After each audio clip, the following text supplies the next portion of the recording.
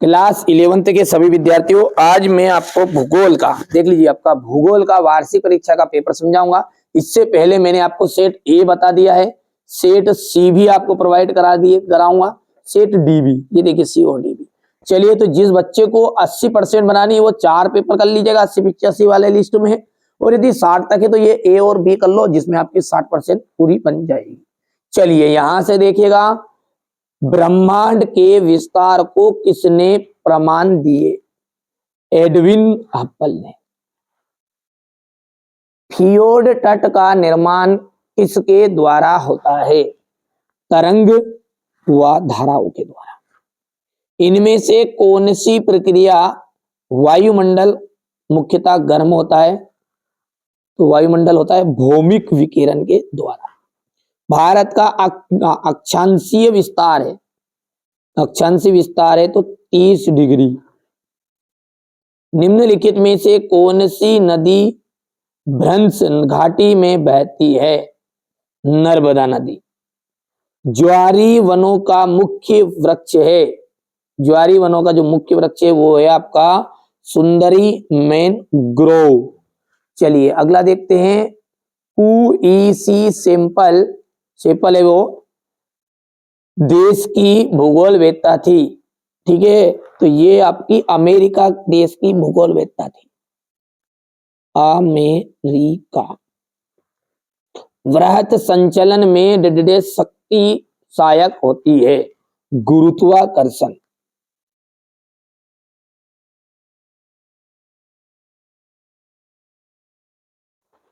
समुद्र तल पर औसत वायुमंडलीय दाब जो होता है वो होता है 1013.2 मिली बार। देश में पृथ्वी सम्मेलन हुआ था, ब्राजील देश में। हिमालय के गिरिपद पर वन पाए जाते हैं, पर्णपाती वन।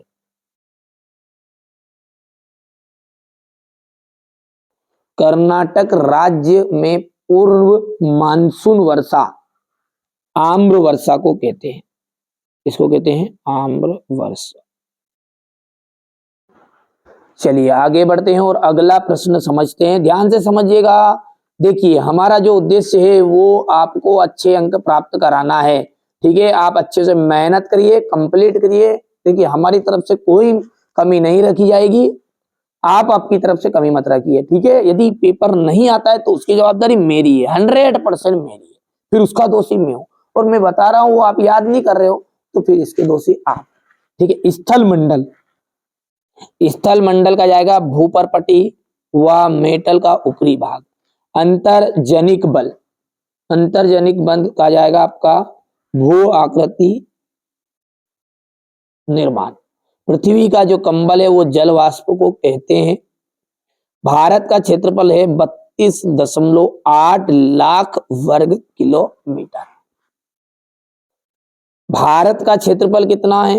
ये तो हो गया। लूनी नदी कहां पर है? राजस्थान में। अब एक वाक्य में उत्तर, 5 एक वाक्य में उत्तर आपके आएंगे। भूकंप मापी यंत्र को क्या कहते हैं? सिस्मोग्राफ।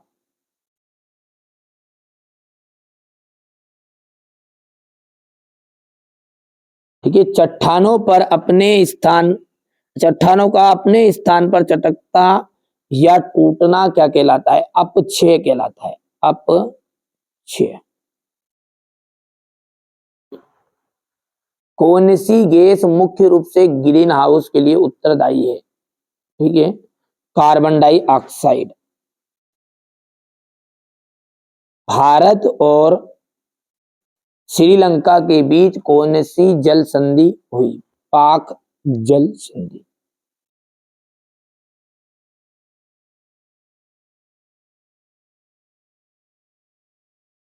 ठीक है, अगला देखते हैं, प्रायद्वीपीय पठार को कितने भागों में बांटा गया है? तो 3 भागों में बांटा गया। कितने भागों में भैया? 3 भागों में।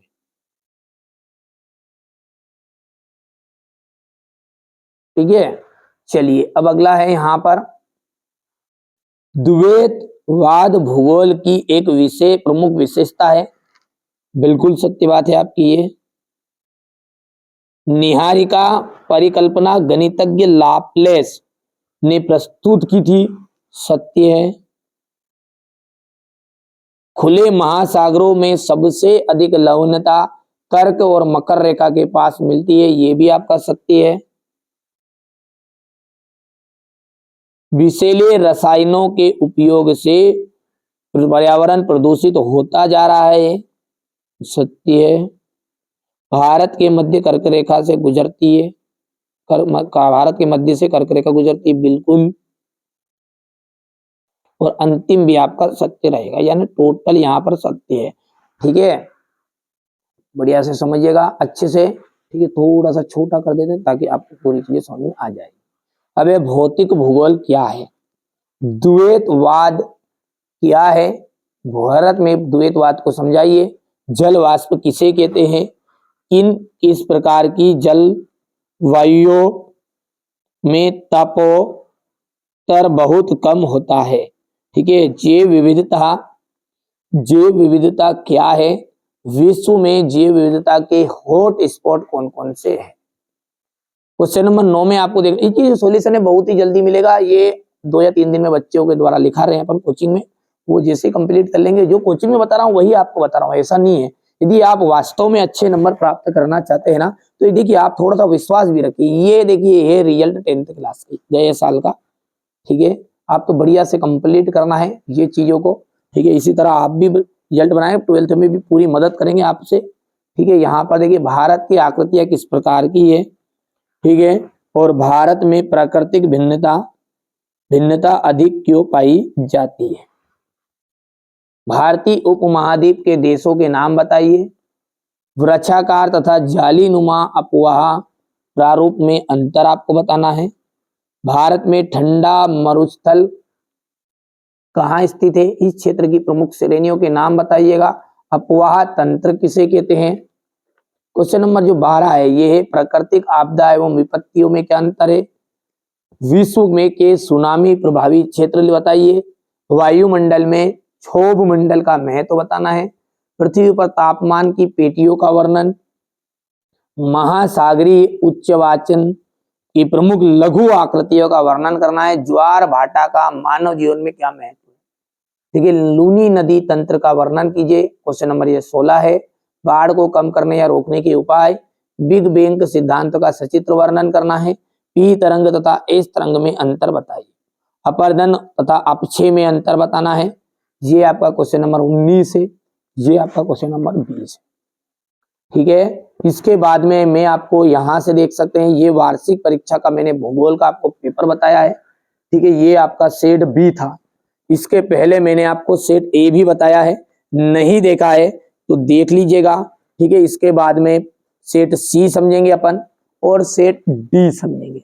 जो बच्चा वास्तव में अच्छे नंबर प्राप्त करना चाहता है, चारों पेपर को कंप्लीट कर लेना है। 2 पेपर में आप 100%, 50%, 60% बन जाएंगे और 80%, 90% की जवाबदारी इन चारों पेपरों से। ठीक है, बहुत ही महत्वपूर्ण पेपर मैंने आपको बताए हैं। कोई से भी बोर्ड से हो, चाहे एमपी से, यूपी से, बिहार से, कोई से भी हो, आने वाले हैं ये। चलिए तो मिलते हैं अगले वीडियो में।